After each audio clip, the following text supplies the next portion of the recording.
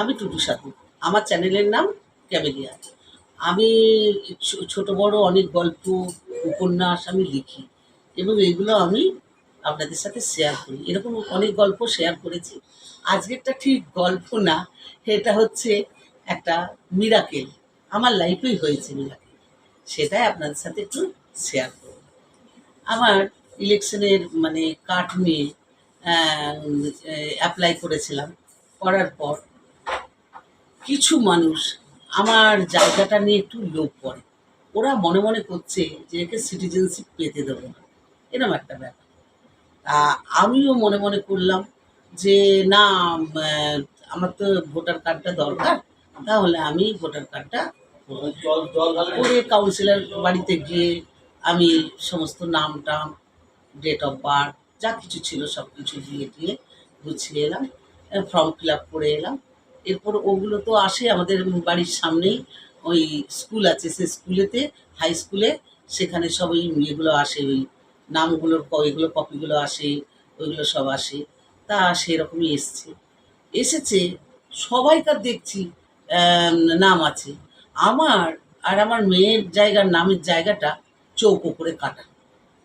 সেই জায়গার মানে ছবিটা যেখানে আমার আর মেয়ের ছবি এসছে, সেই ছবির জায়গাটা চৌকো করে কাটা, নেই সেই ছবিটা। তা আমি মনে মনে করলাম যে আমার তো এই জায়গায় ছবি ছিল কোথায়। বললো না, আপনার আসেনি। আমি এই তো আমার জায়গা নেই কেন। এই করে তখন একজন লাইন যারা দিয়েছিল সে দাদা বলল, দেখো আমার মেয়েকে বলছে, শোনো মামনি, তুমি এক কাজ করো, এক্ষুনি যাও, এক্ষুনি ওদের কাছ থেকে ওটা একটা নাও। ওরা তো কাগজ দেবে না, ওই যে লিস্টটা যেটা এসছে কাগজে, সেটাকে আমাদের লোকালদের হাতে দেবে দেবে না।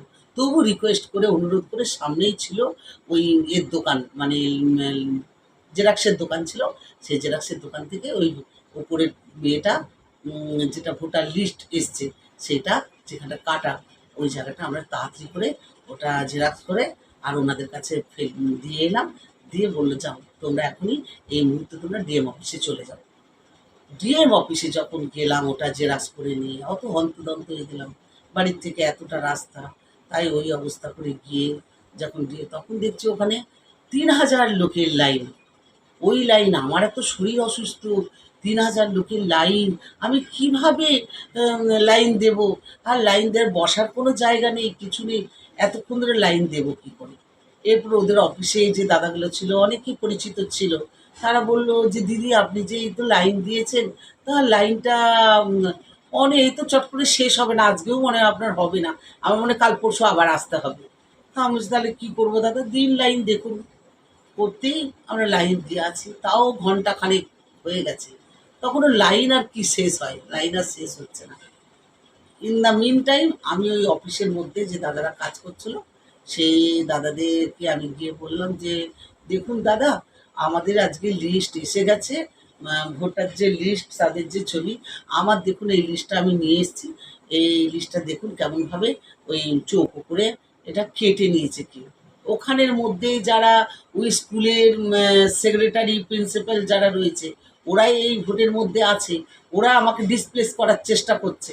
সেই জন্য ওদের ওখানের ওটা ষড়যন্ত্রে ওই জায়গাটা কেটে দিয়েছে। কেটে দেওয়ার পর কাউন্সিলর সেও কিছু বলতে পারছে না, বলে এবছর তো তাহলে আপনার হলো না, ইলেকশনে নাম উঠলো না, তাহলে এবছর ইলেকশনে আর দিতেও পারবেন না, ভোট দিতে পারবেন না। মনটা আমার খুব কাঁদো কাঁদো হয়ে গেছে। আমি ঠাকুর বিশ্বাস করি, আমি এত ঠাকুরকে মানি, ঠাকুর এতটা কষ্ট দিচ্ছে, তাও কষ্ট করে গেছি।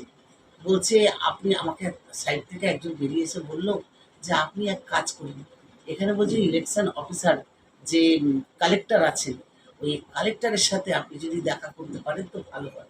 আমি ওনার কাছে যাওয়ার জন্য 5,000 লোকের লাইন, আমাকে অ্যালাউ করবে কেন? আমাকে তো অ্যালাউ করবে না, আমি কি করে বলে, দেখুন না একবার ট্রাই করুন। আমি আস্তে আস্তে করে লাইন ছেড়ে দিলাম, লাইন ছেড়ে দিয়ে ওই অফিসের যে দরজার মুখের কাছে দাঁড়ালাম।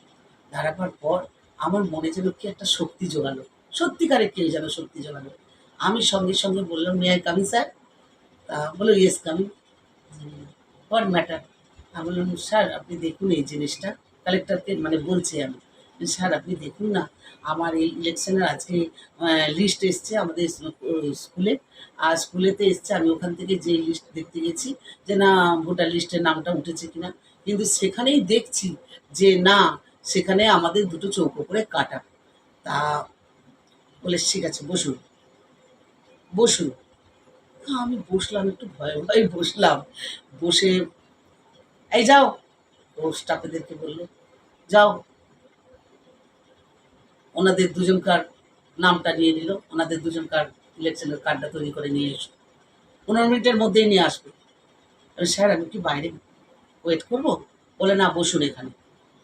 সঙ্গে সঙ্গে পাঠিয়ে দিল তার স্টাফেদেরকে, পাঠিয়ে ওই সেই অফিসে যেখানে ডিএম অফিসের থেকে ওইখানে সব কাছাকাছি অফিসগুলো তো, সেইখানে যেখানে কার্ডগুলো তৈরি হচ্ছে সেখানে পাঠিয়ে দিয়ে 15 মিনিট বসলাম। 15 মিনিটের মধ্যে আমার আর মেয়ের কার্ড, মেয়ে তখন 16 বছরে নাম তুলছে, 18 বছর হয়নি, সেটাও একটা ভয় ছিল, সেটা একটা ভয় ছিল, কিন্তু খুব দরকার হয়ে পড়েছিল সিটিজেন্সিটা। মানে 16 বছর বয়সে 18 বছরের কার্ড দেবে না। হ্যাঁ, তারপরে আমি নতুন ওখানে, তা কীভাবে এটাকে ম্যানেজ করব? 16 বছরে না, মানে এজ বাড়িয়ে আমি 18 বছর করে একটা ইলেকশনের বার করছি, তা কি করব? সঙ্গে সঙ্গে 15 মিনিটের মধ্যে স্টাফ এসে গেল, এসে গিয়ে বলল স্যার এই যে, সঙ্গে সঙ্গে উনি আমার হাতে দিয়ে দিলেন, দিয়ে বললেন যান, 6 দিন 7 দিন বাদে ইলেকশন আছে, যান ভোট দেবেন। আমি কি বলবো, চোখ দিয়ে যেন আমার হরহর করে জল বেরিয়ে গেছে। এও কি সম্ভব? এই বছরে তো হওয়ার কথাই নয়, এই বছরে তো ইলেকশনে মানে ভোট দেওয়া তো পরের কথা, কিন্তু আমার যে হবে, এই যে এতটা শত্রুতা করছে, এতটা শত্রুতা করার পরও আমার যে এইভাবে মিরাকেল হবে আমি ভাবতে পারিনি। কার্ডগুলো নিয়ে ওনাকে একটা নমস্কার করে আমি সোজা বেরিয়ে এলাম। বেরিয়ে এসে সোজা বাড়ি। বাড়ি আসার পর তার 4 দিন বাদে ইলেকশনে গেছি আমি ভোট দিতে। ঠিক ওই স্কুল বাড়িতেই ভোট হয়। তখন কাউন্সিলর আমাকে বলছে, কী হলো আপনি, আপনার তো ইলেকশনের লিস্টে তো আপনার তো ছবিটাই আসেনি, আপনি এই যে দাদা আমি দেখাচ্ছি। বলছে মানে আমি ইলেকশন কার্ড? বলে কে দিল? তাহলে কেন? কালেক্টর স্যার দিলেন করে। বলে এত তাড়াতাড়ি কী করে সম্ভব? এটা তো এই যারা লাইন দিয়েছে তাদেরই তো আবার আগামী ভোটে তারাই করবে। আর তো সেটাও হতে তো এখনো 6 মাসের নিচে হয় না। স্যার আমাকে সেদিনকে গেলেন, আমি গেলাম, উনি আমাকে 15 মিনিট বসতে বললেন, আমাকে তৈরি করে নিয়ে আমার হাতে দিয়ে দিলেন। এই হচ্ছে আমার মিরাকেল। ঈশ্বরকে বিশ্বাস করি, ঈশ্বরকে বিশ্বাস করে জানি সততার সাথ দেয়। এই জন্য আমি ভগবান বিশ্বাস করি। আর এই যে মিরাকেলটা হয়েছে আমি আপনাদের সাথে তাই শেয়ার করলাম।